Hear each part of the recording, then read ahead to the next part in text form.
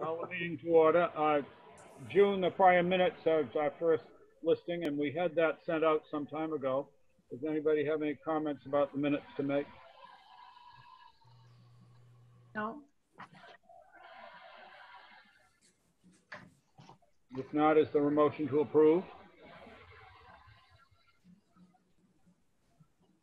Motion to approve the minutes. Karen made a motion to approve. Second. Elaine seconded. Anything else to be said? All those in favor, I will call for the vote now. Ager, aye. Karen, aye. June, aye. Elaine, aye. And the minutes are approved by unanimous vote. The next item on our agenda is the Historical Commission proposal for the additional collection storage. Now, we've had this come out in 2 or 3 different forms. If you have not had a chance to look at your email in the last couple of hours, I have a fresh form of it that I worked up this morning. The one you did this morning is a lot better. The what? The one you did this morning, the latest one, is a lot, it's much more readable. I always like when things are broken into categories, you know? And it makes clearer, it will make, I mean, based on the questions that came in from the selectmen and in particularly from Peggy Stone, there were things that she just didn't get, and they were in the presentation, but she didn't get them. And I think with it arranged like this, maybe it would be more understandable for them too. Mm-hmm. Is there any comment about this? Are you happy with it? These are the things you think we need to change? Unless I missed something, it still doesn't mention the things that are stored at your home that are part of the collection. As I said last month, there are not any significant things in my home that are part of the collection. There are things I frequently talk about that are in my home that I anticipate giving to the collection at some point. But any of the things that were here, I found a photograph recently that was a school photograph. In fact, there were 2 of them that I found here in the house that, of course, I worked on those a lot a few years ago, identifying all the children. And I found a couple of them recently that I didn't realize were here because I'd taken all of that stuff over to room 113 before. So those I mean, that's the kind of, the only thing that's here now is something like that might have gotten misplaced. I don't have any volume of things here that belong to the collection. I thought you mentioned the framed botanicals. Is that not part of the collection? The what? The framed botanicals, are they not part of the collection? The framed, June? The botanicals are not framed. They're just mounted on boards, and they're in the collection in room 113. Barry mentioned something else that, that was framed. There are 4 or 5, there are 6 at least framed items from Mary Holder that we have retained because they're hanging in our house, and we haven't given those to the collection yet. That wasn't clear. The 60 some paintings we gave to the collection, and those are all over there. But the ones that are left in the house are ones that we have hanging, and they're our own. We haven't given those yet. Yep, that wasn't clear. I'm sorry. Yeah. June? I do have something in my house that belongs to the collection. It is in an archival box. They're quilt squares.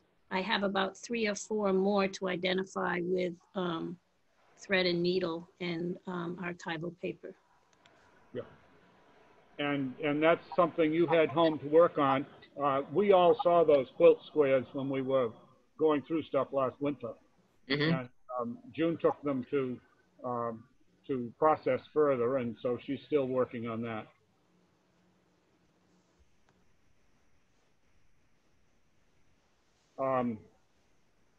Are there any other thoughts in regard to this listing? I mean, there are more things that could be put in the list, but I think that this gives a pretty good idea of the things and which things are likely to go where and so forth.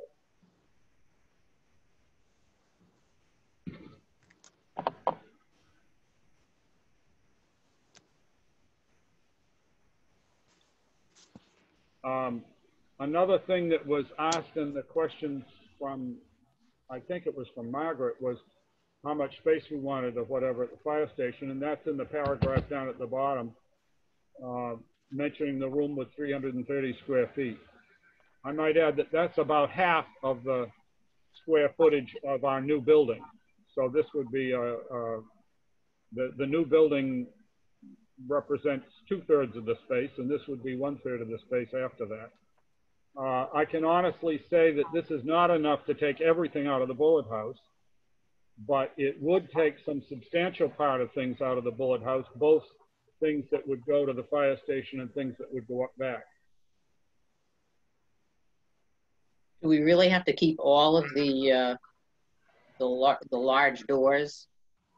How many of those are we going to use?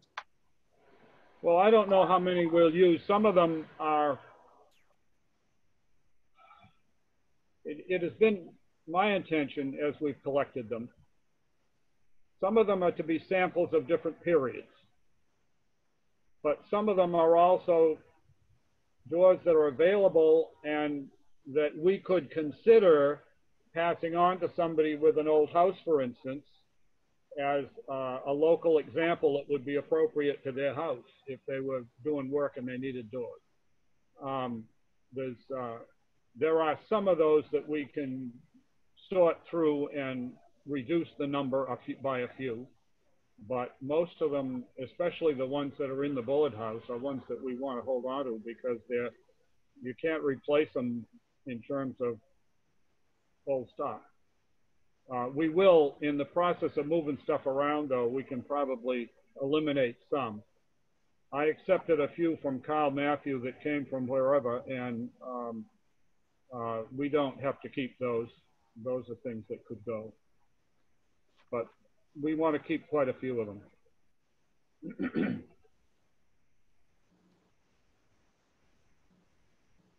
So do we think this is ready? We'll get all the doors out of the bullet house that we're not going to use there right now.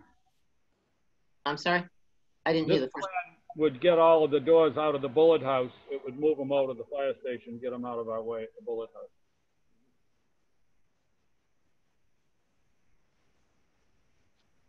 So do you think this is ready to go to the selectmen? Well, unless somebody has some ideas of something else to do. Well, there are other questions that Peg asked, and I'm assuming that will be discussion when you go to the selectmen's meeting. I mean, she's also asking for cost estimates of moving things, and she's asking a lot of specific questions about not just where you want to place collection items, but how it's going to get there, how long they're going to be there. So are those answers that we need to come up with now before you go to the meeting? I thought I'd try to answer those questions ahead of the meeting this week. In fact, that's one of the things I've got on my list to do after this meeting. Okay. First of all, Peg really had some assumptions that didn't make sense to me, but I think that they were based on the fact that she couldn't pull the information out of the sheet when she read it, which hopefully in this new form she'd be able to better. Mm-hmm. The moving, when we moved before, was done with volunteers. Some of it was done with volunteers from the fire department. They came and worked a couple of hours for us, and they moved a lot of our big stuff and the shelving and stuff. And then we had some other things moved with the trailer. Alan and Marsha Johnston moved stuff on their trailer. And then we moved stuff in our cars over a period of time. And Edith, you can correct me, but I don't think we had any expenses when we moved down there, did we? No, we did not have any expenses. It's all June? volunteer. June? We did try to serve pizza as a thank you, but I think we ended up eating it ourselves because they didn't have time, I guess. They'd already done a fire call that morning and they wanted to go on to other things. Yeah. We had provided that we were going to give them a pizza lunch after it, but they ultimately didn't opt to eat any of it. But the cost of the moving and the length of time moving, I estimate, is a month, perhaps as much as 6 weeks, but hopefully within about a month that we can move. I think that basically reflects our experience when we did it before. It took us about a month because we don't want to try to move it all the same day. That produces chaos. And if we move it bits at a time, and we have a couple of 3 times that we have somebody there to move heavy things for us, and then the rest of it we move in boxes as we can ourselves, it'll work out.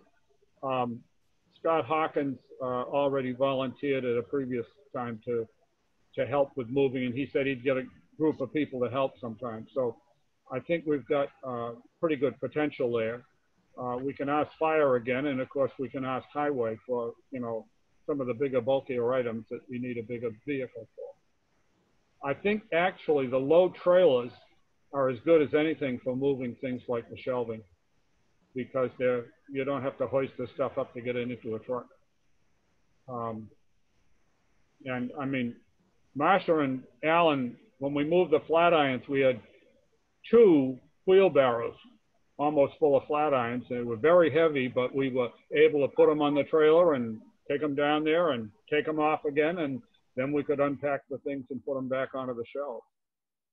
I think we can do all of that quite well. The big thing is to keep ourselves working during the month or so that we're trying to do it. But I don't know why we can't move them in a month. I talked to Edie recently about starting to move the clothing boxes, which I think we can start to move now. They have a place to be in the upstairs in the building, and we could fill that up with those, and that would get a lot of bulk out of the moving, the big moving jobs.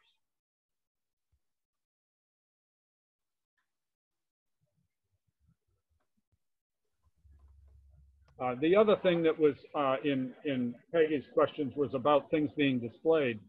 And this is really not about displaying.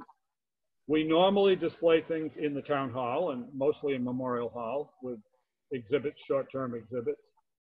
The long-term plan is that the bullet house would be devoted to exhibits and showing things, but obviously we're not ready to do that right now.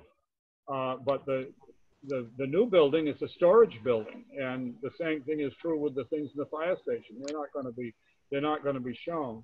Another thing she asked about was specifically the stuff in the attic, and she didn't catch what it said about that. So now we have that listed out and clearly coming from the attic of the public safety building to go to the fire station. So I think when she reads this, some of her questions are answered.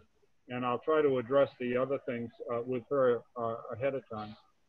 I think what you just said about this is not the time to talk about display is important. It needs to keep the conversation focused. And this should just be about storage.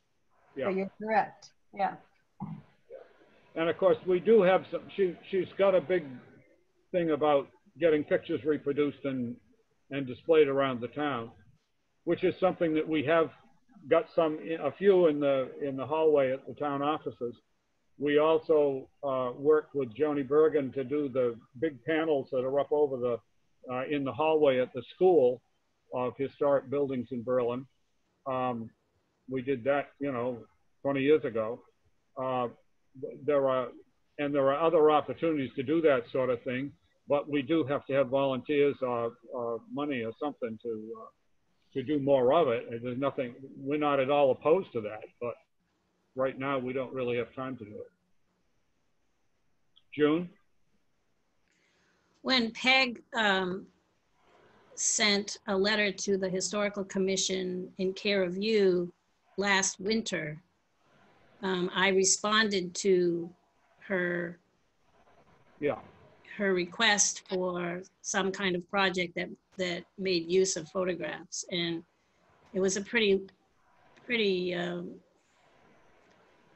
I think it spelled out what the need was. First of all, it cost money, and I did suggest a certain way to use Ed Hoffman's prints and a couple of people that might want to work on that, but she never responded to me about that. That might be something to amplify again with her at some point. But I'd rather keep it off the agenda pretty much for this meeting because, as Karen just said, we're really here to talk about storage. Yeah, I just wanted everyone to know that I did respond. Yeah.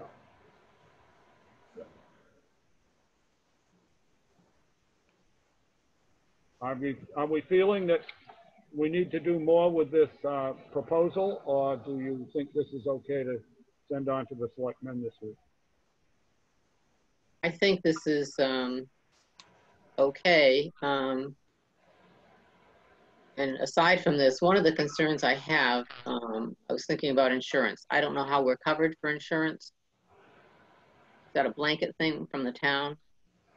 The town has insurance, but we do not have specific insurance in the historical collection. Yeah, because we would need details if any of that got lost, you know. Yeah. We would need extensive details. If we want to work on insuring the collection, that's another whole subject. I would say that's a good subject for us to take up at another time. We have not generally worried about insuring the collection because we've taken the view that the objects in the collection are pretty unique to Berlin and are not really replaceable as a whole, especially the things that are most valuable. There's no way to replace a painting of a Berlin person from 1850 now if there were a loss that destroyed it. So therefore, we've kind of taken the view that since the things are unique, just going out and buying another one isn't going to work. Whether that's a wise way to consider things, I don't know. I agree that somebody could debate that and would be happy to have that discussion because we could consider that. But as of right now, we don't have insurance on the collection per se. And oh gosh, that's another thing. I hadn't thought about that. I'll have to get with Mary and talk about, and Margaret and talk about insurance of the building. I'm not sure that, I don't know whether the new building is on the insurance list yet. Yeah, well, that's my concern is, you know, because we'll be having things in the Bullard House, we'll be having things in the Curatorial building. And I mean, for insurance purposes, they'd have to place some sort of a value, I would think. Yeah. In order to do value on specific items, we'd have to have appraisals done on those items in order to have a value to talk about that way. Margaret? Both buildings are on the insurance schedule. They are on the insurance schedule. Thank you. But yes, I mean, the whole matter of insurance would be is really a big package and something that we could take up and work on. Well, could that be part of, as you're documenting the town collection? Yeah, I mean, if we make a plan for how we want to do it, we could do that. But of course, then, as I say, you've also got to get appraisals on all the things. So acquiring the appraisals might take some expense and work too. I know when we got the Crackart stuff in from Marguerite Crackart, June, you've seen some of that stuff. Alma went through it and listed it all. And there was a piece of Majolica, there's a Majolica vase in that. It's a fish that comes up with an open mouth. And she said that thing could be worth $300 or $400. And of course, she was using her knowledge from working at Skinner's on that. But if we were to go through and look for items like that, in order to put values on things to insure them, we'd have to have we'd have to take things to somebody like the Skinner auction house and get those evaluations. I mean, I'm not saying we shouldn't consider it. I'm just saying it is a big project.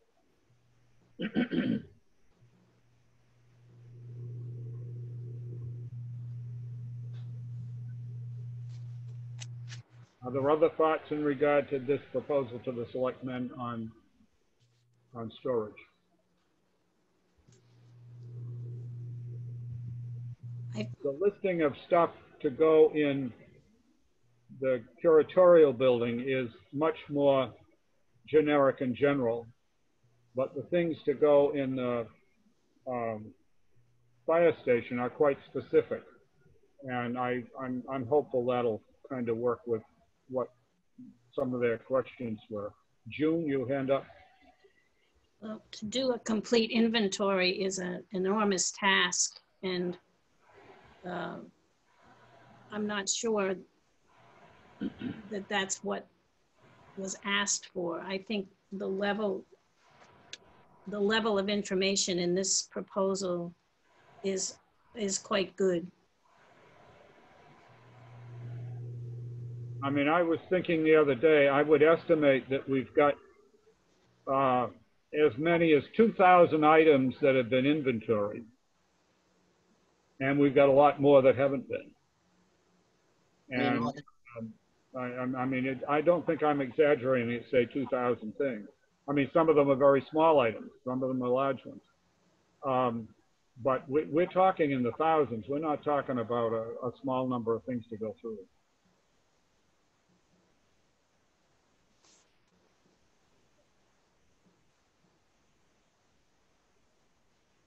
Do we want to express agreement that this is what we'll present to the selectmen? I think that's about the most detail we can give at this point. I move. Yeah, June? I move that we present this latest proposal to the selectmen, to the select board at the meeting we're scheduled to meet with them next Monday. 22nd, or is it the 21st? 21st, I believe. It's that next Monday. Is there a second? Second. Second from Karen. Anything else to be said on the matter? All those in favor, I'll ask for a vote. Ager, aye. Karen, aye. June, aye. Elaine, aye. Thank you.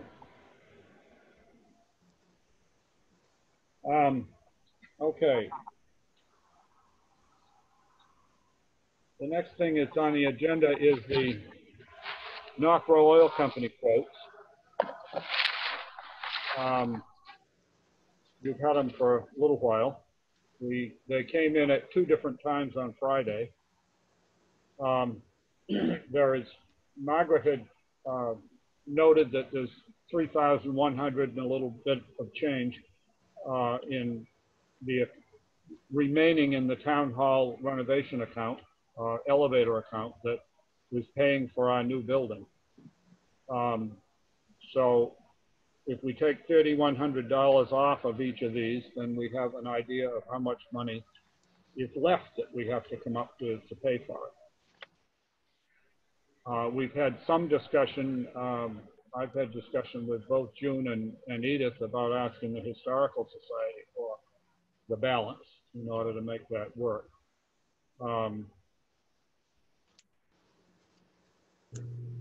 In one case, that means about, what, $1,400, and in the other case, it's about $4,000.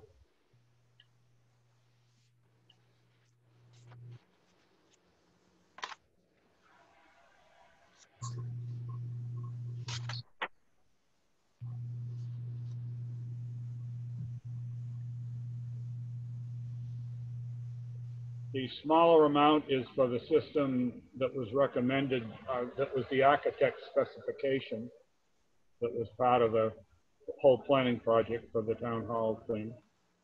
And the other one is a quote on a more elaborate heat pump system, which would function at lower temperatures, getting down around 0 and below. In talking to Paul about it, I understand that it would probably be more efficient because with having an upstairs unit and a downstairs unit, the one unit would work more when it's cold and the other unit would work more when it's warm. Because you've got an upstairs and a downstairs now, where you only had one floor with the other building. That's right.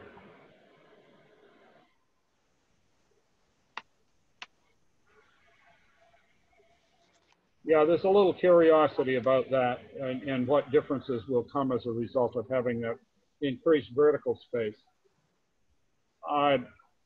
If we find that it doesn't heat evenly, we could add a ceiling fan up over the opening over the stairs that would help to move air from up and down, make the air vertically more mobile and probably take care of an issue should we find that it's substantially warmer upstairs than down.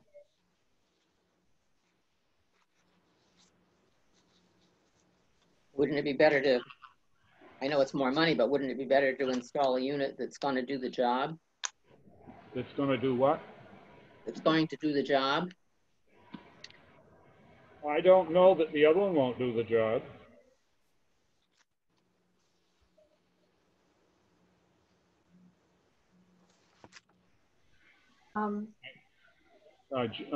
Karen. When he gave you these quotes, did he give you any kind of opinion about which would work better or how, or like, was there any discussion Yes. associated with the quotes? Okay. Yeah. He told me he wasn't going to recommend either one over the other. Right. But he said two alternatives based on a couple of different lines of thinking, and that's it. Yeah, he wasn't recommending one or the other. And he said that the first one was what was specified originally by the architect, and the second one was the one that he thought was best for the building. Well, so in a way, he did recommend. Yeah, I know, I know. And that was actually my question. I know. Did an expert say that one was better than another for the building? So right. In essence, yes, he did. I think with the second one, we wouldn't have to install the extra heat either. Well, the extra heat thing was really the other system when something doesn't work or whatever, and right. I tend to be in favor of the idea of putting it in anyway, because what happens if you have a failure of the system? Yeah, well, we definitely do it if we did the first one. I don't know if we'd have to rush to spend the extra $600 if we did the second one. I will say I really would like to talk to a couple of local people and see if I couldn't get it put in for a lot less than $600. We were planning to install it right up over the electrical entrance, and I mean, you're talking about a foot or two of wire and hooking it together, and I can't imagine it should cost $600. I think we could probably get that done for a lot less, and maybe even a volunteer would do it for nothing. In fact, when we installed that other one, we paid for the unit and it was installed free. Right. A licensed electrician is a volunteer project for us. So in either case, I think we hopefully could engineer that.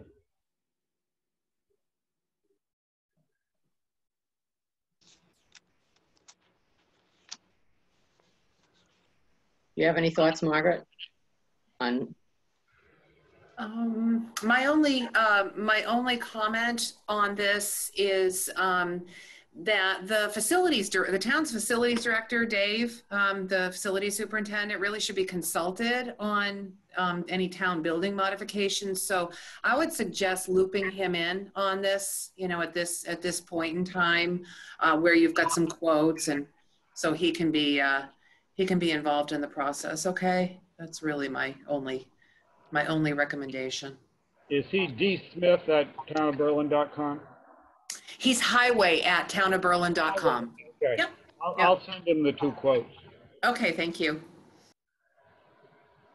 I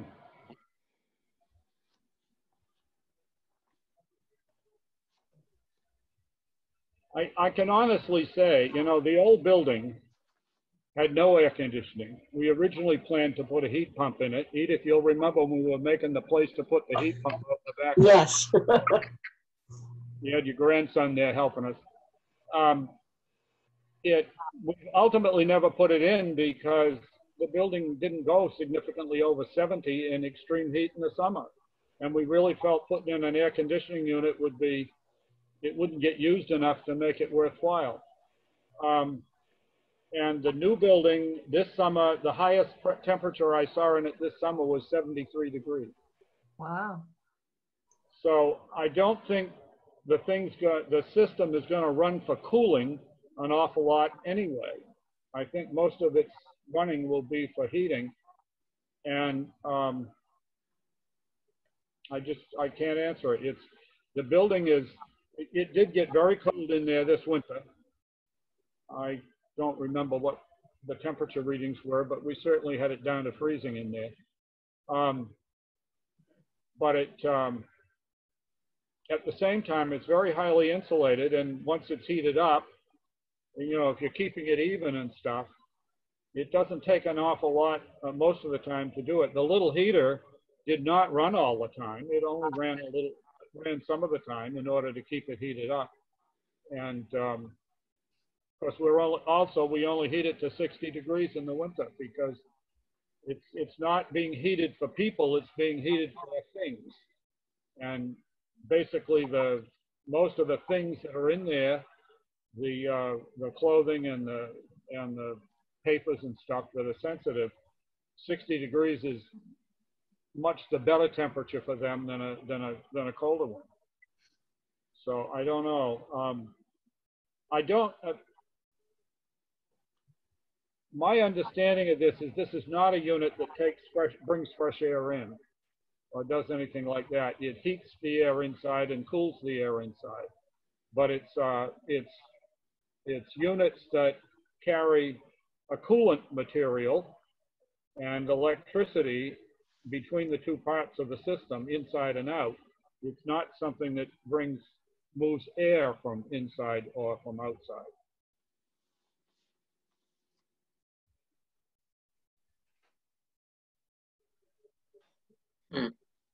Do we want to refer this to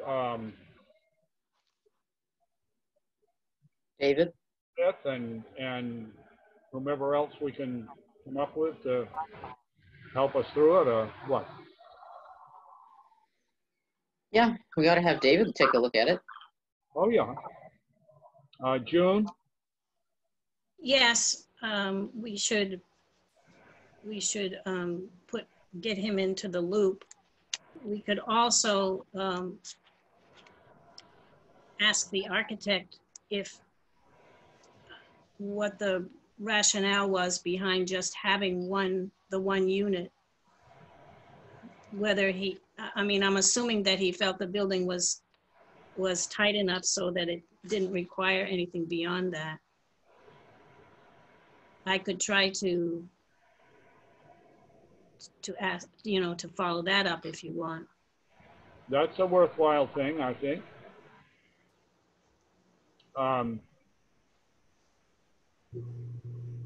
And again, there's another person or two in town that's involved with AC and stuff that I could perhaps ask about this too, just to get another thought on it. Is the difference in cost worth worth doing. I mean, a piece of me, you know, we operated the other building for 12 or 14 years with no cooling at all, and it did fine. Well, and it also makes no sense to spend more money than you have to. Yeah, yeah. One of the things that Paul Maney did say when he was there, I mean, the building is built into the hillside. The hillside goes easily halfway up the back, a little more than halfway up the back, and somewhat on the sides as well. And as he said, that brings you a temperature of, I forget what he said the number is, but 48 degrees or 52 degrees or something like that. That's a kind of a standard underground temperature. So both in the summer and in the winter, that's helping you with what the system is doing as Right. compared to a building that was entirely above ground.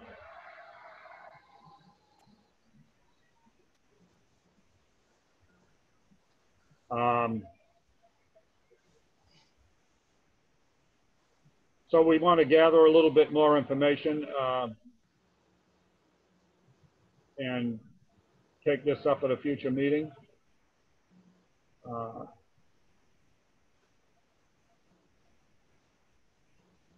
We really would like to get it done though, so I don't want to put it off long. And there's we have to build in time to have the society fund the remainder also.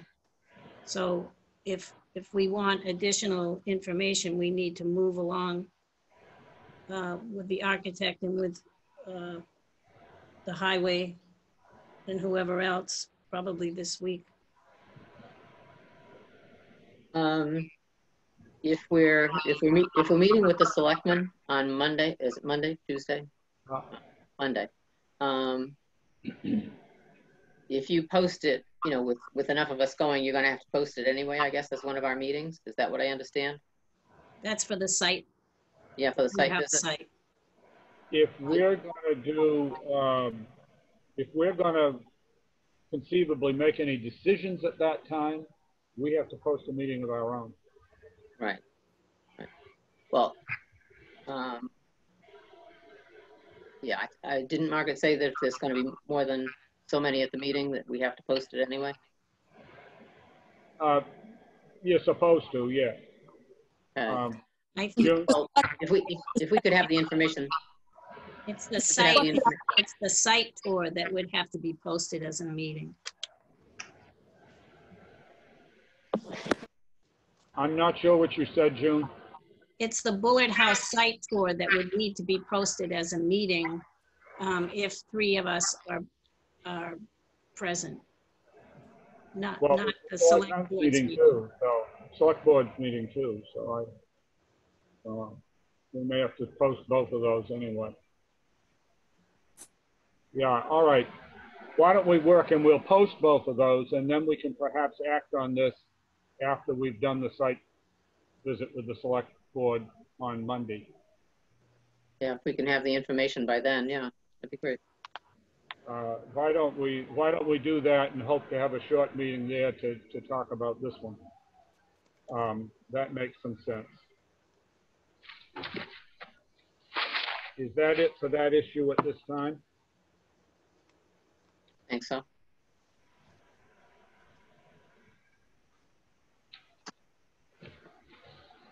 I just have a question. Yes. So after the site visit at the Bullard House, we would call another meeting to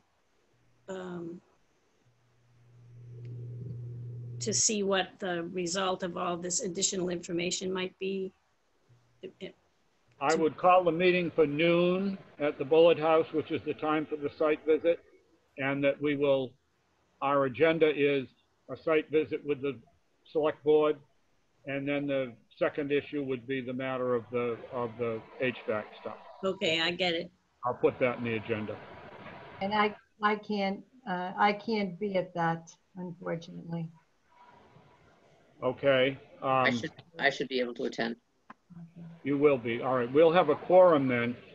Karen, what we'll try to do is get you any of the information we have on this ahead of time so that you're informed about it and can perhaps let us know what you're thinking about it, okay? Okay. I'm just thinking I have so much going on now. I don't think I can be the kind of member that all of you are needing me to be.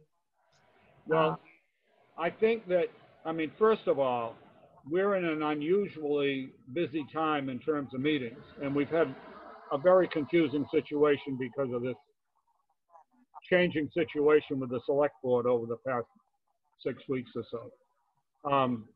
So I don't be hasty in that, but I understand your point, but I think that mostly what we need is a member that can come to our regular meetings, because that's when we normally do our business. We've had things jerked around a little bit lately, but that's a pretty unusual situation. Well, if you want to be patient with me, I just came back from an appointment with my dad and have 3 new appointments on the calendar now. I'm trying to make them for Mondays and Fridays so as not to interfere, but it's getting busier and not easier. So I don't know what to say. We have all had those experiences too.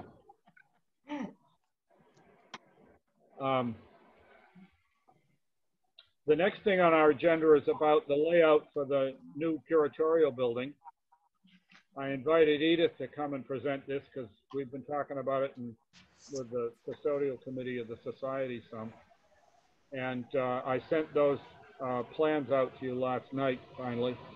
The basic schematic of this we worked up a year and a half ago or whatever when they were doing the lighting in the building. So we had a pretty good idea of how it might come, but there's more detail to it now. And Edith, I will welcome you to walk through it. Okay. I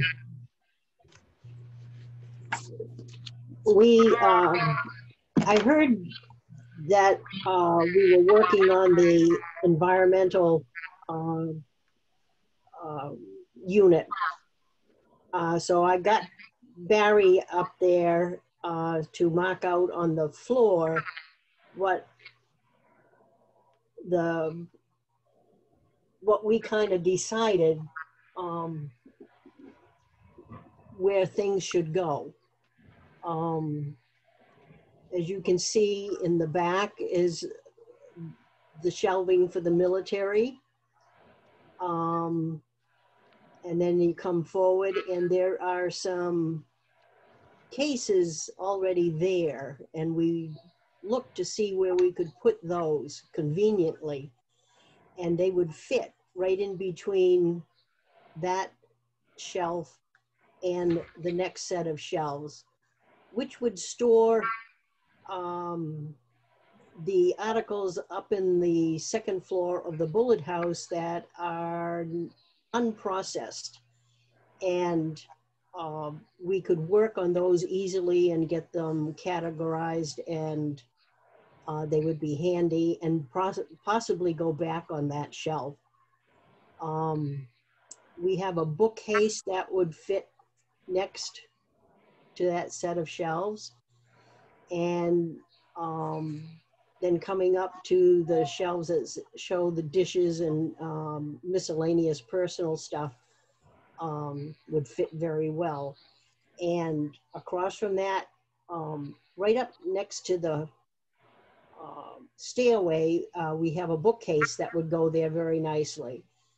And then that would leave us a work table space, which I feel is very necessary as we bring things in to get logged in and worked on and preserved. And then coming up forward, we have a set of shelves that would hold the metal iron and printing pallets. And then on the other side of that is another bookcase that we have with a door, which is not convenient, but it would fit there. Plus we could fit our little legal size file in there. And at the end of that is our shelves that hold our maps and art prints and the model of the meeting house. Then right behind the door, we have the space for another bookcase fit in there nicely. And on the other side, we have the fireproof files, which work very well, which gives us space to put stuff upstairs, you know, when we lug stuff in. Our thought for the first floor is to really start moving the shelves for the military and start at the back of the building and get those filled up and then move forward in order to give us ample room for moving stuff upstairs, which you want to kind of look on the second floor plan. We've already started putting the clothing boxes up, which we will really fill up. Not even half of them are up there now. And then going up the stairs and around, we want to put a work table there on the left. And we have 3 file cabinets that have the Hoffman photos in. Plus we need another whole shelf, which we have to hold the photos. And then we also have room to do another set of shelves that we have for some clothing and textiles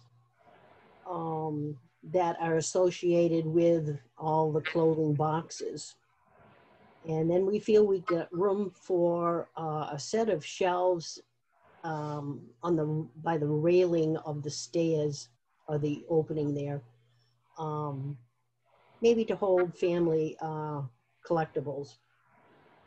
And then we have shelves that would fit on the side of the rail for miscellaneous. What have we got? Oh, the musical instruments and some furniture, which we feel would give us ample space for moving around and maybe putting a table to do work on the clothing.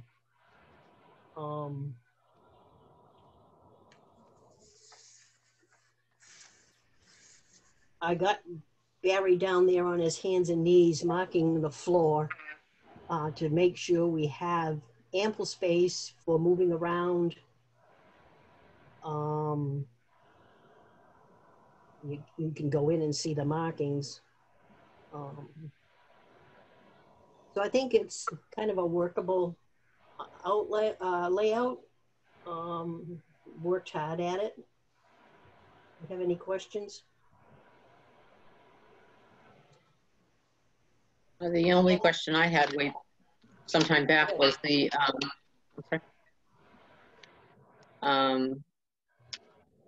where they have some steel cabinets across the back wall where you have it marked for military collections. Mm-hmm. And these have shelves in them, Barry. You said you were calling them closets, but these have 4 movable shelves in them, and you know, plus the shelf on the bottom, and they're all adjustable. And I thought that could, you know, we could store things in there and have an inventory listed on the outside, and eliminate a lot of the cardboard boxes. Well, the thing is, a lot of things don't fit on the shelves in the space. And one of the things about the open shelves is you can extend something into the next section. And if you have something that has walls between the sections, then you can't do that. The other thing is that the doors themselves one of the things we found is that the doors and the bookcases and so forth are kind of a pain in the neck because you have to have space to open them into. And when they're open, they're in the way. I might say, Barry, that those shelves that we have for the military have served us very well in the old storage building and down at room 113, and I don't see why it wouldn't serve us very well in our new building. They fit perfectly, and it makes easy access to whatever we put on the shelves.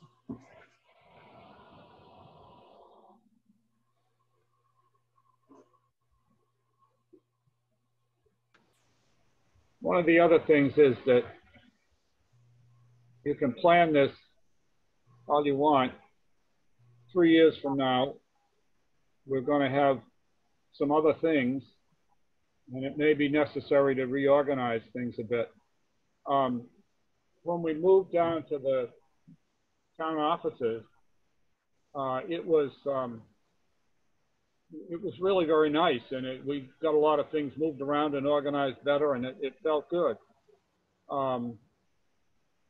June, you've been in on, we have to keep trying to find places to put other things as they come in, and that is easier said than done some of the time.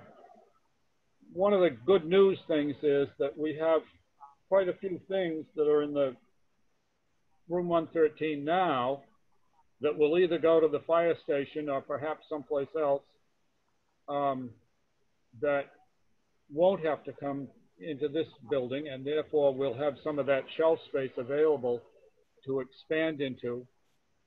That's one of the reasons that we can take one set of shelves and just put unprocessed stuff, bring a lot of the things that are in particularly the east bedroom at the Bullet House out of there and get them down, up in boxes up in the other place to work on. That's going to be a big help to us down there and starting to clear that stuff out. June and I have worked on some of the material in the small bedroom in the Bullet House. We certainly haven't cleaned it out, but I think we've maybe got a third of the stuff out of there. Is that a reasonable thing to say, June? I think so. And we have an understanding of what's in there. Yeah, we've got a better view of what's there right now. Edith, you and I worked on the stuff in the big bedroom. Oh gosh, it's 2 or 3 years ago now, but we did reorganize that a lot and get it in better order. And again, we got a much better idea in our minds of what was there. That was kind of after we'd taken the stuff out that went to the big clothing exhibit, right? Right. And the big clothing exhibit, all of the things from each of the last 2 big clothing exhibits were boxed up and packed afterwards in the standard boxes. So they all end up in the big clothing box pile on the 2nd floor of the new building.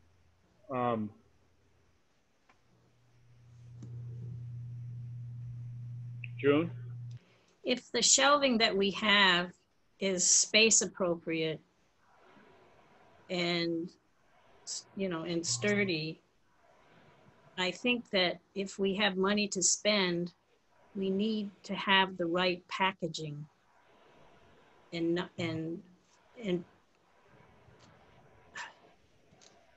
we need, whatever resources we have might be better directed toward the archival boxes and the tissue, and there are other things we need, photographic sleeves. It's just, it's the care of the objects themselves maybe that I think might be more important right now than new shelving. Mm-hmm.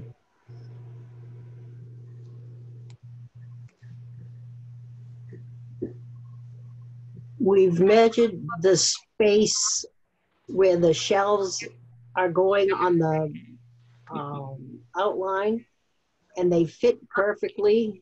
And our hope is that the ones in boxes that maybe you don't like to look at, that we can get into archival boxes. And I'd rather spend the money doing that than shelving, which works fine.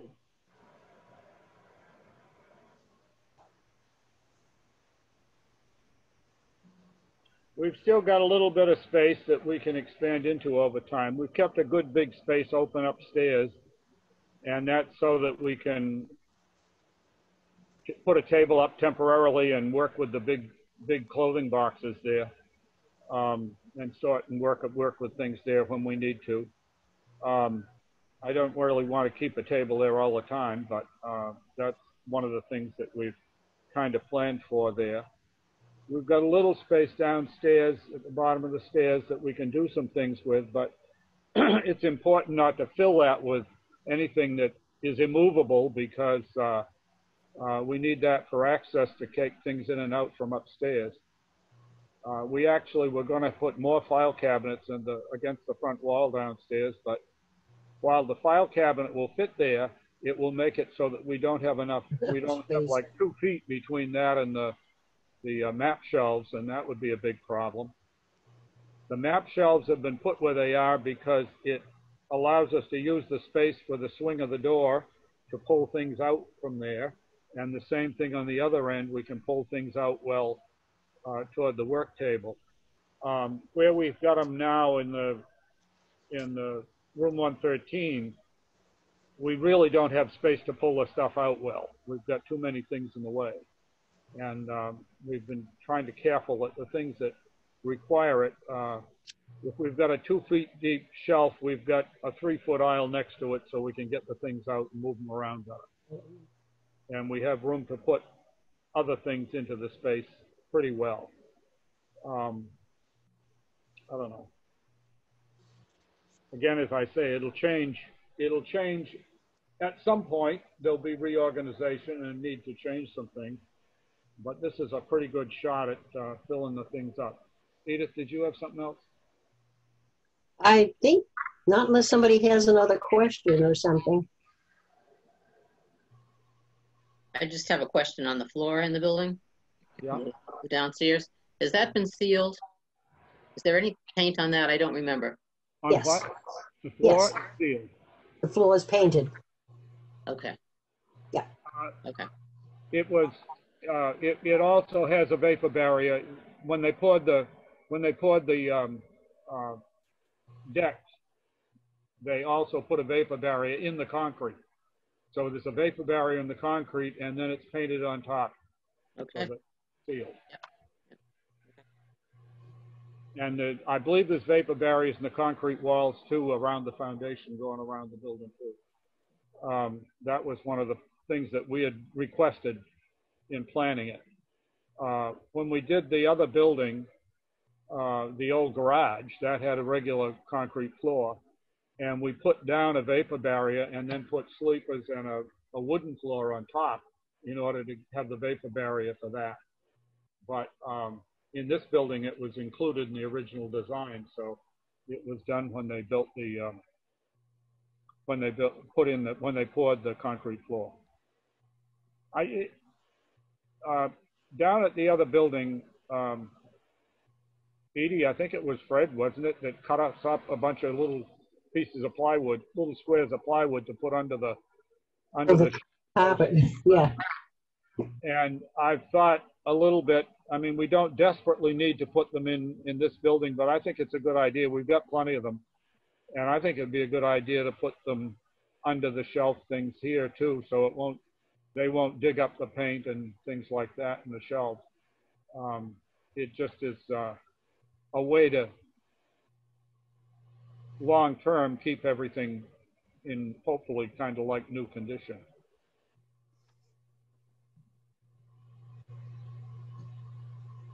Upstairs, in the front corner with the 3 files and the workspace and the thing behind it. All of that is the Eddie Hoffman photo collection. And of course, Eddie Hoffman was both a local guy and who's still alive, but he's not in Berlin now. And he did a lot of photography on his own, and then he became a photographer for the Clinton item, and he did that for some years and took lots and lots of pictures around the area, and we've got all that pile of negatives. And then he worked for the one in Framingham, the Metro West. Yeah, Metro West News. Yeah. And he worked for them, and a lot of the work he did was in Waltham. If somebody could ever have the time to go through all of these negatives, they're not much labeled except by date. But if we worked up when he was in those places, and we could get that, we can work that information up with Eddie. Then we could, for instance, the Waltham negatives, we could perhaps give to a society in Waltham. We've got a lot of Clinton negatives and Lancaster negatives, and to the degree that we could separate them out of some Berlin stuff, we might be able to pass some things to them sometime. But there's another huge project of going through all that stuff and trying to figure out what might not be Berlin oriented, and we could reduce the holdings in the space it takes up at some point. But that's just a huge task to take on. And I know it's one that will be around after Eddie Hoffman and I are both gone. That's why we had the work table there. Yeah, but that's why we've got that there, because we'd like to be able to do that. And Brenna Ewing is somebody that's been very interested in working on that collection. And I haven't pressed her to come in for a while, but I know she'd like to work on it, and maybe we can work up a couple of other people that could help to work on that collection and maybe continue to put it in better and better order. We have a lot of, so far what we've done is try to sort the paper photographs that we have, and we have done some of that with Eddie Hoffman himself, and that's good, and that started to show up in the filing, but there's loads and loads more stuff to do that with, and there's more photo prints, but there's also a tremendous amount of negative material. There are also a fair number of color slides that can be dealt with as well. We've looked at those a little, but we haven't begun to organize them any further than Eddie had originally, and there's plenty of work to do there. But because that collection is so important, and because it is really unto itself kind of a separate task, we created a special place for it in the building. It's photographs. I don't want to put it in the fire station. It's photographs and negatives and stuff. Some of the negatives have not been well stored in the past. They're pretty dusty and even perhaps a little damaged, but that's a whole matter that somebody can be working on, and people can take discrete parts of the collection and work on. That's very important. Is there any further input on this plan or whatever?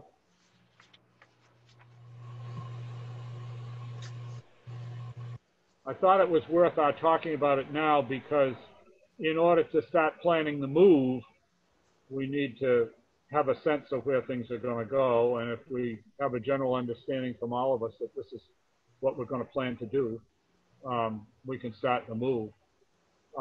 When we did the move in the other direction, I put together a big, a considerable plan of what to go first and what to go second and things like that. And Edith and I took each, she was in the old location and I was in the new location, and she had the list, and she just kept handing the fireman, okay, take all of these things and take them down there, and then, okay, now take this bookcase, and she could direct them on that basis, and I was in the new place to receive them and put them in place where they were going to go. And it worked out pretty well. We never moved more than about a third of the stuff at once. And that's important because it gives us a chance to move some of the things in cars and so forth that we want to be more careful with. And it also gives us a chance to unlimber some of the, empty the shelves so that those shelves and the material on them can be moved. And then in the new place, we can spend time putting them back on the shelves after the big move, after a more significant move with other help has taken place. And that worked out well for us. I've also talked to Edith. I think we can actually, I moved about 20 of the clothing boxes already in order to deal with the issues that the building inspector brought up about the sprinklers in room 113 this winter. And Edith has packed some boxes new, and anything she's packing now, we're putting in the new building instead of taking them down to the other place. But we should be able to move most of those clothing boxes up and put them in the new place ahead of time. Even, I think they can even go there before the ventilation system is put in, before the AC and stuff is put in. And that reduces greatly the amount of stuff that has to be moved when we're having movers and shelves moved and that kind of stuff. June? Is it possible to stack the boxes according to type of clothing? I mean, as best you can, and maybe make a listing, because that'll be a pretty dense area. I think we've already started doing that. Okay, good. We have all the stuff that was in the last big clothing show.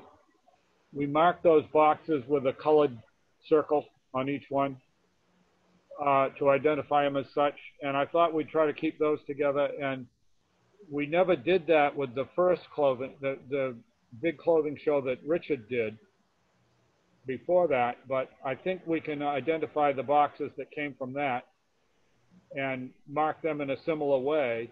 And that'll be another group. And then we'll have those things will be, we have collections of photographs that were taken at each of those exhibits that we can use to identify those by, and I think that'll help to organize it somewhat. We also have the military uniforms, and we have some police uniforms and fire uniforms and stuff, and those can be another distinct group. So yeah, the answer is we are going to try to organize them to some reasonable extent that way. Also, we'll make some effort to put the heavier boxes on the bottom of the piles and the lighter boxes on the top so that we're not putting as much stress on as many boxes. That's another matter. These will stack up to 6 or 7 high in that space. And then we do have some other boxes that are of odd sizes. June, you know about some that are down at Indian Head Farm that are supposed to come up. Timothy spoke to me not long ago that they're ready to move those anytime. And then we have a huge box that has a couple of gowns in it that came from Jane Sawyer in the past year or so that she acquired the box for. And there are some other things that are in boxes that are odd sizes.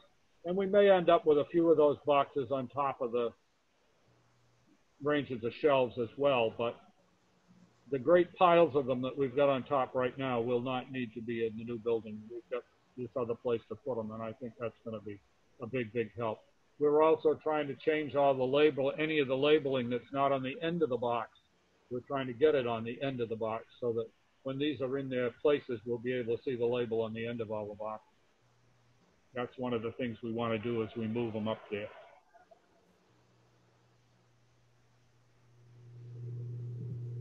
Anything else to be said on this matter? If not, we'll agree that this is an accepted plan for the present, and we can proceed to plan on the moving based on it. I'm going to take a second and go back and look at the agenda and see what else we've got that I might need to take up right this instant. Oh God, what have I done? You got the Bullard House survey. Oh, the Bullard House survey, yes.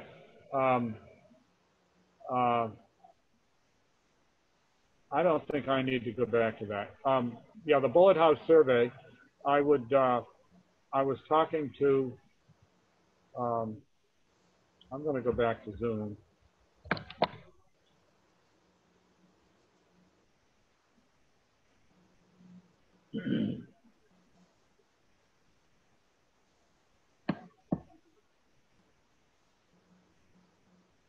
I had a conversation with Margaret recently, and she was going to contact Tim and try to set up a deadline with him for when it would get done.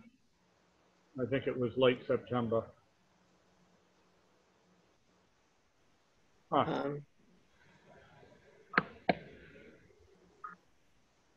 Barry, let me double check that.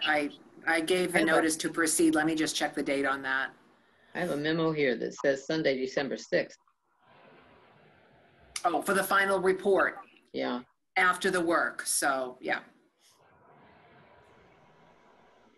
So What when was is that date again, please? December 6th for the final report?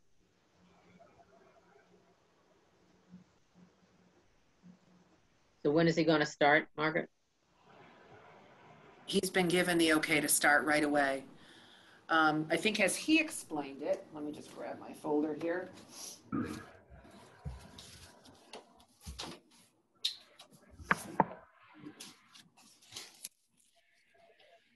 Okay. Gets me right back into that.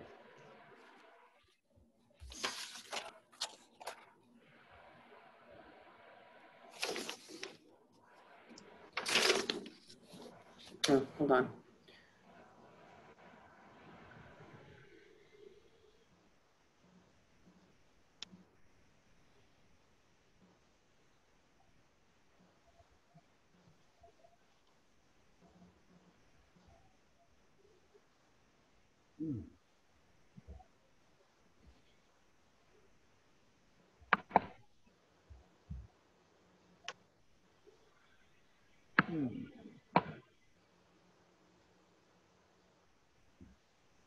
All right, so the notice to proceed provides that within 30 days after he has completed the investigation, he should provide the Historical Commission with a final report that summarizes his findings. The period of performance for this survey, including submission of the final report, is 90 days from the date of contract award. That's the survey. Contract award was September 7th, 2020, meaning all work product, including the final project report, shall be delivered to my office no later than Sunday, December 6th, 2020. All righty. Okay. I've gotten myself in a fix and I can't seem to get back into the regular Zoom thing, but that's all right. And am I being heard? Yes. Yes. Okay.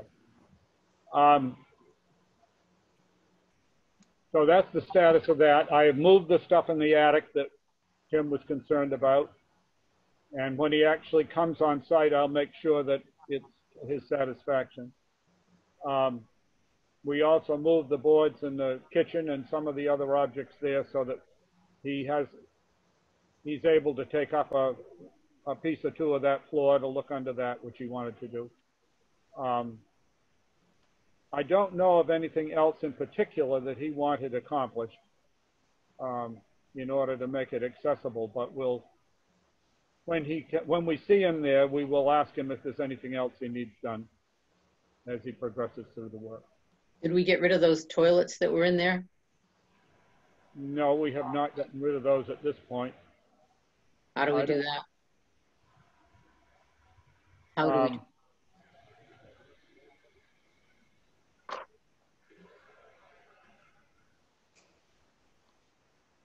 I guess I think probably it makes sense that we should, because if we put in, when we go to do the new thing, we've got to have handicap spec toilet, and we also want low water use toilet, newer model than what's there. The old toilet that was there worked fine, but it's not up to the standards we need for the present. So probably we should get rid of those. We'll work on trying to get those out of there. Excuse me, Barry, you could certainly contact Dave to help you with that too. Contact who? Dave, the Highway Facilities Director, yeah. Yeah. I don't know. Is there anything else in regard to the structure survey that is of concern right now? I've done some straightening up and sweeping in the bullet house. It looks a little better now. You can find things better.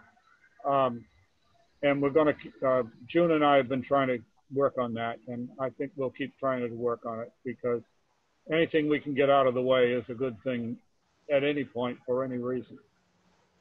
What about all the doors that are stored up against the building, the back of the building? You leaving all that out there? If he needs it moved, we'll move it. The chief thing that's there is the first house doors, and at the point that that's used, those will go away. Most of the rest of the stuff is not something that we are going to keep at all permanently. But we need some of the things in front of those to protect those.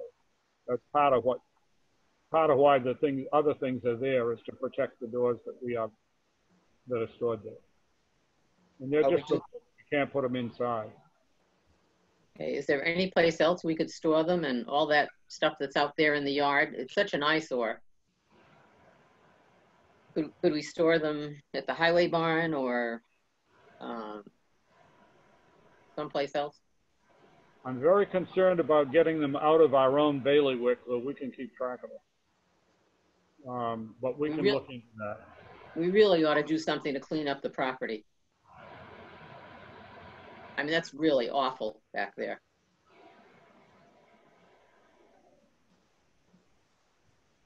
June, do you have any bright ideas about that subject? Well, I would like to do that too. I think that we need to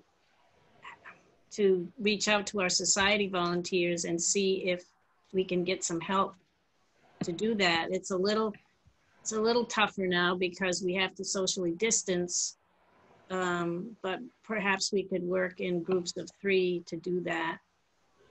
But we need volunteers. It would be much better if we finished the Hearst house. Obviously. Is there any movement on that at all?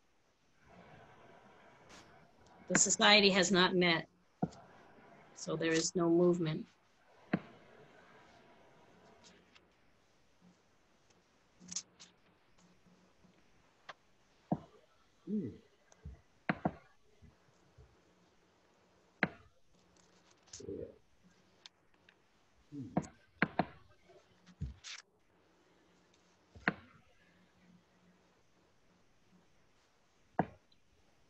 All right, I'm going to move on from the structure survey if there's nothing more on that.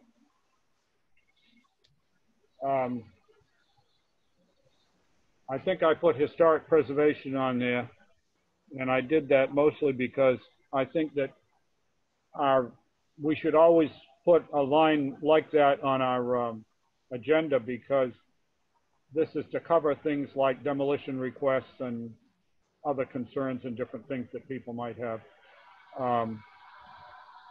Too much of the time we're involved with a lot of other business and we forget this is one of the things to consider. I don't think there's anything we have to take up under it today, but I think it's going to be probably be a standard item in the agenda. And I think that the last thing that's left is organization on the list. June, do you want to address the list you made? Yes. Or that we made? Barry and I met the afternoon of our last meeting, which was in August 20th. And Barry spelled out the different tasks that the commission customarily is asked to do. I added a lot of my own, well, not a lot, but I did add some comments that I attributed to myself in a couple of the categories. Let me see if, let me read from my list. Here we go. Did type it out. Does everybody have a copy of that to look at or not? Yes, I have it here somewhere. I've read it all. I don't think I've got one handy, but I've read it all. Well, briefly, there were 1, 2, 3, 4, 5, 6 areas that we are tasked to do, to follow up on and create policy for, et cetera, et cetera. The first one is not very concrete. It's about politics, and the chair has been the primary person to communicate with the select board and the town administrator. And the chair normally makes presentations at town meeting if there's something that we've asked for as a commission. And I think that that's appropriate and rests with the chair. I don't see that should, I think that the chair's obligation is only to get input from the rest of us so that what's communicated is the consensus of the commission as a whole. The second thing was posting meetings. That's become, a bit of a project because we have to Zoom now and we have other people to consider because they need to help us host the meeting. So I think it's coming along. We've had some glitches, and currently Barry as chair requests the postings, and we've found out that an agenda must be provided. So, someone else could post the meetings, but right now I think Barry has his feet under him as to how to do it. If he didn't do it right now, then someone else would have to be willing to go through the protocol to post meetings. All right, June, could I comment a second on that? Yeah.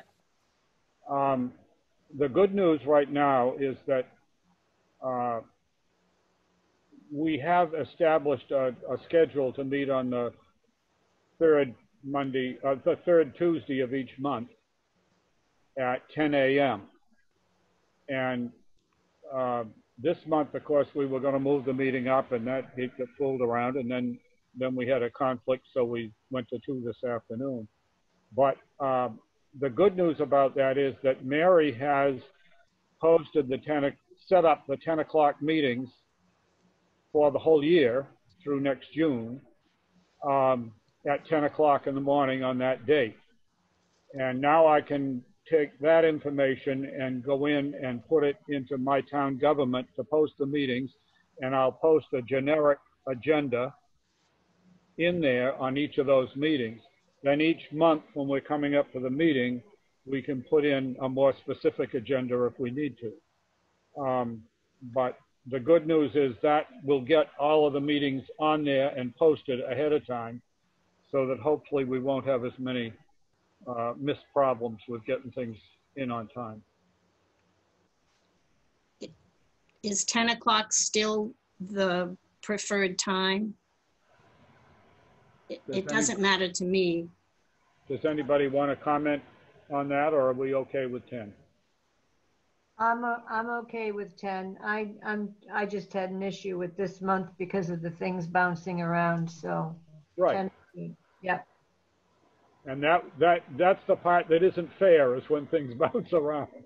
Yeah, but that's life. Yeah. Okay, June. Okay, the third thing was communications. Well, basically, I do post the meeting minutes once they're approved. So those are available. We have limited access to the town offices, so we can't always have a look at the mailbox. Barry, as chair, can can be there most any time to check the mail. So I'm not sure we can do much about that. We do have an email contact form on the town website, which I'm assuming is sent to Barry. Or he's the one that you're the one that accesses it. Yeah, it goes to the computer in the board records room down at the end of the hall, and I access it there. I don't have it set up to come to me personally. Okay. That's something we could consider, is having that set up to go to somebody personally. Yeah, that's in my comments on the other pages. I said that perhaps someone else could receive the contact forms and then communicate those to the commission. So that would, I guess that would have to be taken on as a little project. I mean, as clerk, I would be willing to do that if people wanted me to. The last thing on the communications was the financial reports. And I'm still not clear whether the town accountant has emailed Karen what she needs. No, but I was supposed to contact her to let her know that she should send them to me, and I have not done that yet. So I will shoot her an email this week and just tell her that I should be copied on those reports. Okay.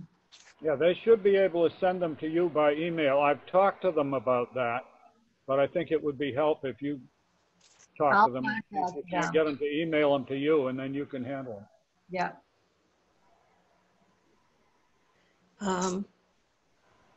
I think because we've had some, quite a few issues lately, we really felt the burden of communicating more time in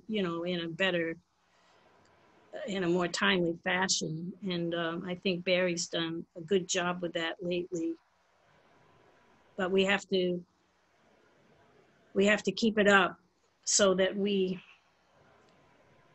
as a commission, we really can be responsive to what the select board is asking of us lately.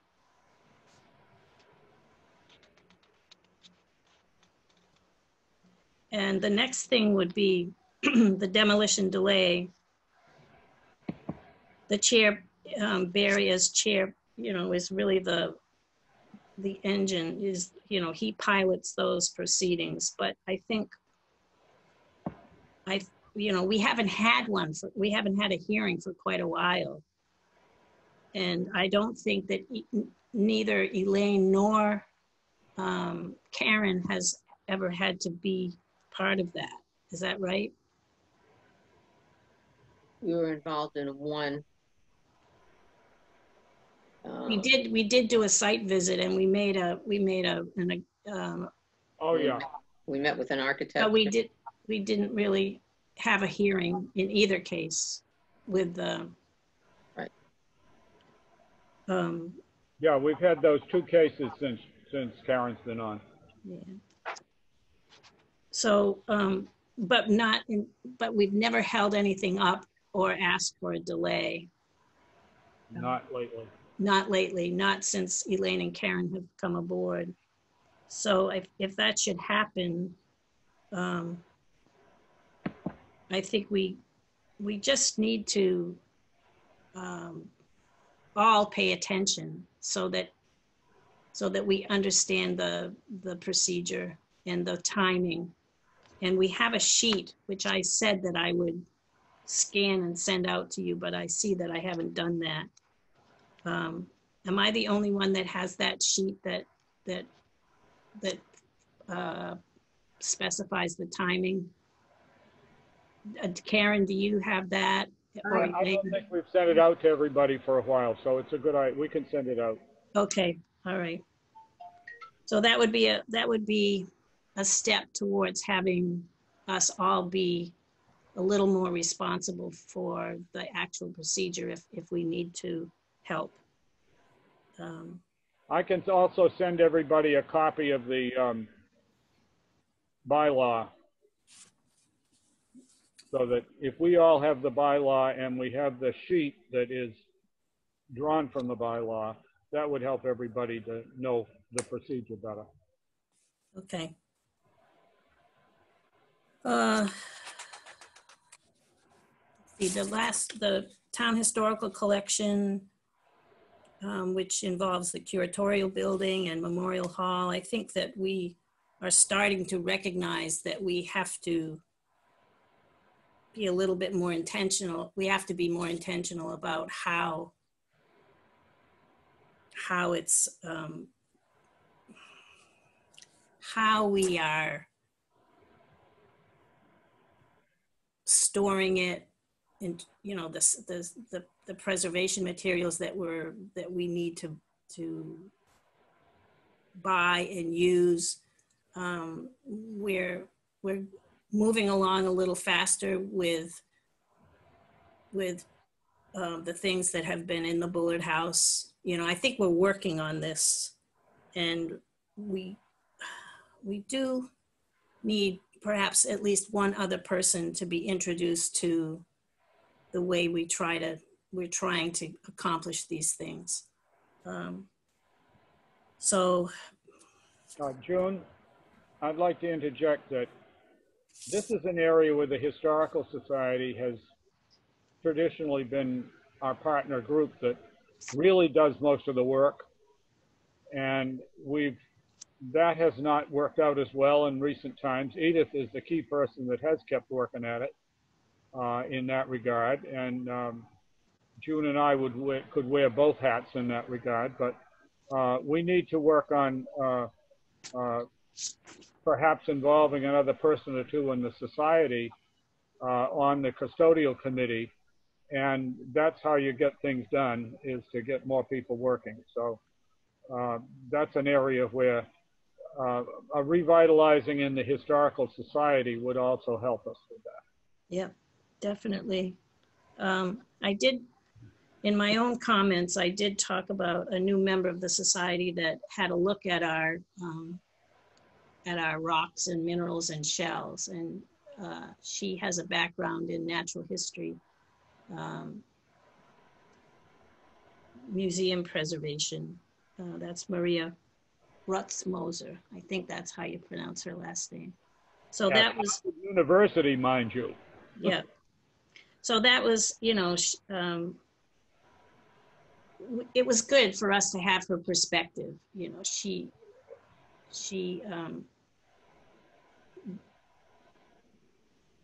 was really, I felt that she was really helpful. I don't think that she felt she gave us too much information, but just her background and her willingness to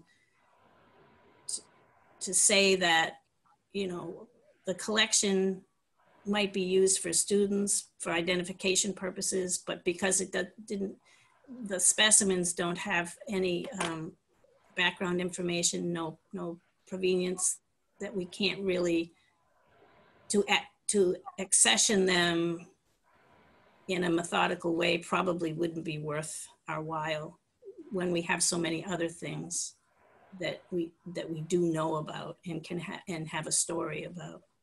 So I felt that was really helpful. I guess the only other thing was the Bullard House, and I did express our need to keep I don't think I talked about the grounds this time, although I have in the past, but the need to keep it broom clean. And I think Barry responded to that already by sweeping it out a bit and and trying to neaten up some of the piles. And we just have to keep working on that. I suggested that when we get further with this structural survey and whatever is going to come after that, that we have a group, a specific group called the Friends or something like that. People that can get together and work on keeping the Bullard House in decent condition. It can't be just one or two people. And the society, if we can get the society to recognize that, it may be that we could have some volunteers who are willing to be there on a regular basis, or even once a month, something to make that whole thing happen without being a burden.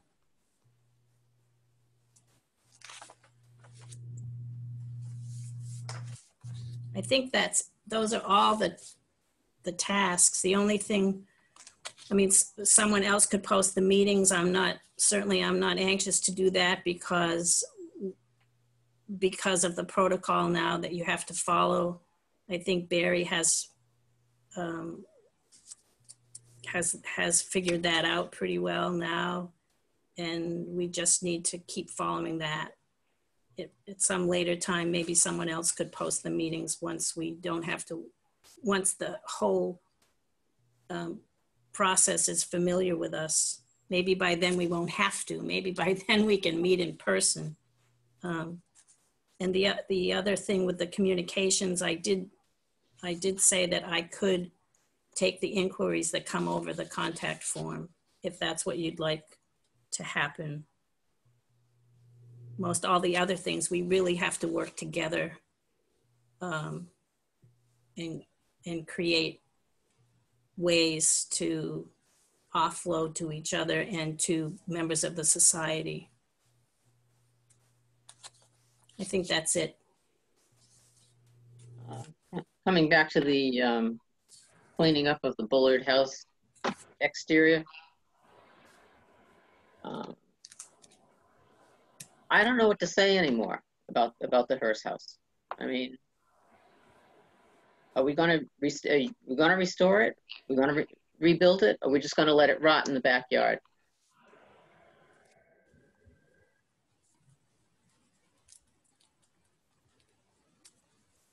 We continue to have the conflict of how much money we need, and so we can raise it and put it together and do it.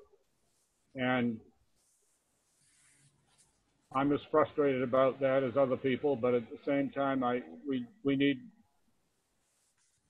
don't know how much money we need.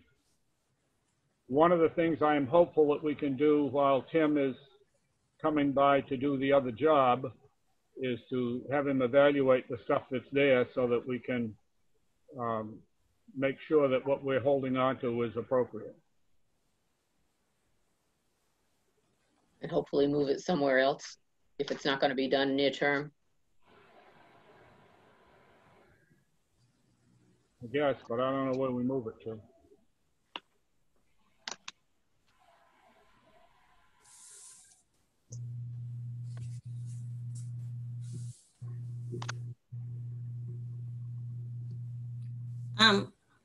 I'd like to ask a question. Yeah. Elaine, in your experience with Tim, do you have a way of speaking to him or asking him so that we could have a better handle on the amount of money that we need? When Barry and I met with him in the fall, probably later in the fall than it is now, last year, we had a good conversation, but the whole issue of money was just so vague that we were really kind of discouraged. We have pledges for $3,000 right now. 1,000 has already been added to the treasury for the Hearst House Fund. and the other 2,000 are pledged.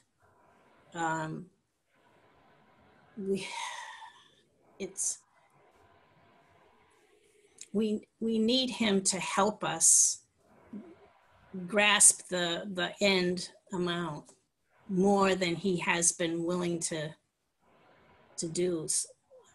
It's just, can't really ask for money, which is open-ended. We've got to have more clarity there.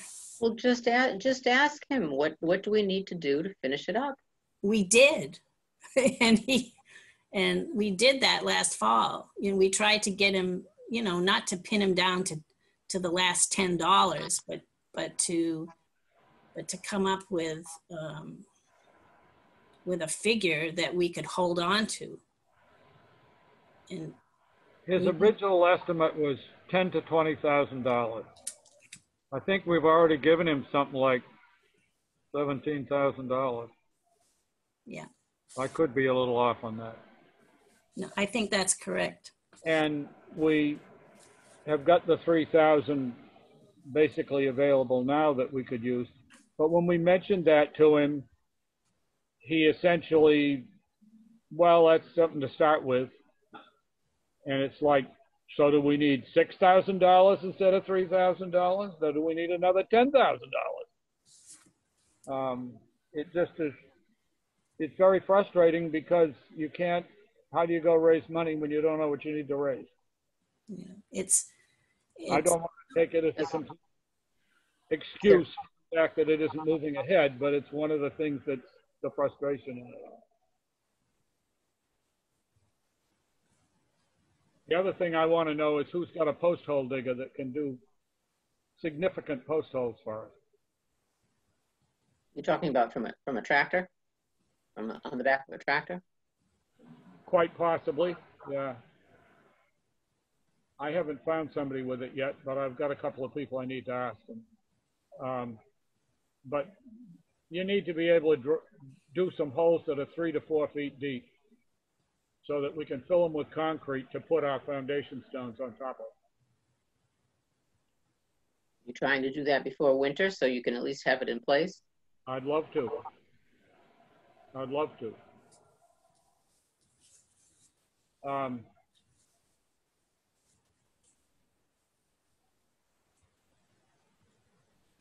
You know, I wasn't a part. Out of our way. I'm sorry? We need that project out of our way. We really do. We really do. I wasn't part of the beginning of it. I don't know what it's involved. All I understood was that it was going to be a restoration because there was a lot of original material there already. Yeah. And some of it's in the backyard and some of it is at Tim's place. The framing stuff he has at his place because he was working on it, and he'd like to get rid of that too.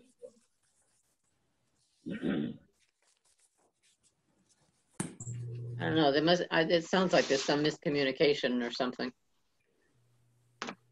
Well, I guess if the outside cost was 20,000, we already have the 3, but he can't tell us that that's the end of it. I mean, if the original estimate was 10 to 20,000, we're right up against it, but he's not saying that the 3,000 will do it. Well, is that because the stuff is sat outside for so long? No, I don't think, well, I don't know. Maybe that's another consideration. That is going to be another consideration, but that isn't the key one here at the moment. May I ask a question through the Yeah. chair? I just want to ask, I know this is a historical society discussion you're having right now, so I want to, that's my disclosure. My question is, did the Historical Society actually execute a contract with him for that work? There's nothing in writing for that at all, or no? Okay. I don't think there's a written contract, no. Okay, all right. I would have helped to. That would have been, yeah, that would be a nice thought. Oh, yeah, okay. All right, so, okay, so the only reason we're discussing it is because it's stored on the property. Yeah. Well, I think we have a moral responsibility as a as a commission to try to move it along too, and to help the society Yeah. with whatever they need to move it along. But the commission, we need to push the society and wear that other hat and work on that.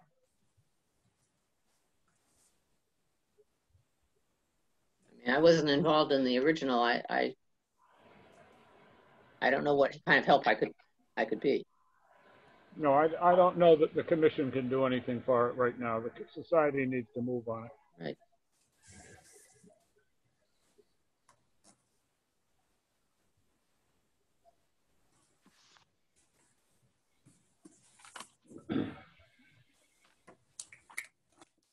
All right, June, are you about finished with that other discussion? Oh, yes, I am. I am done.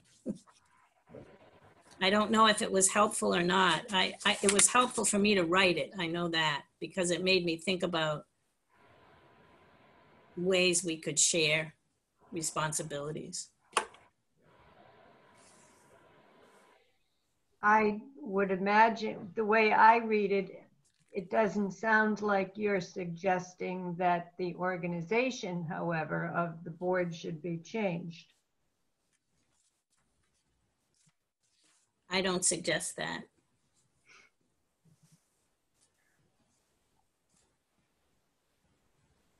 We need more members. I know that. Yes, we do. We need to be thinking seriously about the vacancy that still exists.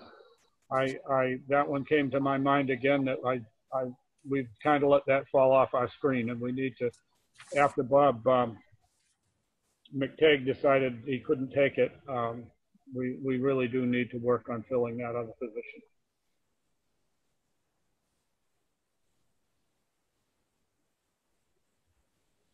Excuse me, folks. Yeah.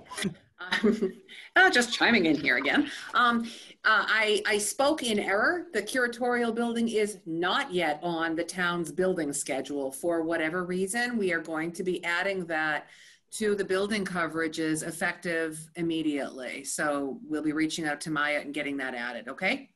Yeah, I was afraid that might be the case, and that we'll have to come up with a valuation for it. They will.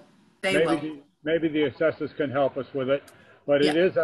it is a specialized building. It's not just a simple thing. It's a specialized building, so it should. They will cover, yes. Than its size. Barry, they will determine the value, and the personal property or the contents of the building will be valued separately. So they will value the shell of the building to start. Yeah. Okay? That's fine. And then next year we'll work on a value for inside, unless we have something more before that. That's good. Are we to the end of the agenda for today? I think so. So we have to, you have to talk to Dave Smith. Yeah, we've got to talk to Dave Smith and about the HVAC system. Yep. And if we don't get anywhere with Tim, we really ought to get that stuff off the property. And maybe you can talk to him about that too. About storing it somewhere over there. If it goes somewhere else, it's going to get out of sight, out of mind, and that's going to be very dangerous. Well, it's in sight and nothing's happening with it. Yeah. And it's pretty awful. I think it's deteriorating. It's got to be deteriorating. The tarps aren't holding up at all. Well, June and I will take it up with some society people and see if we can do something about it all. We have to have a meeting called to finance the HVAC anyway, perhaps we could address. We're going to post a meeting for next week at noontime with the walkthrough with the selectmen on it and with further discussion and action on the HVAC system.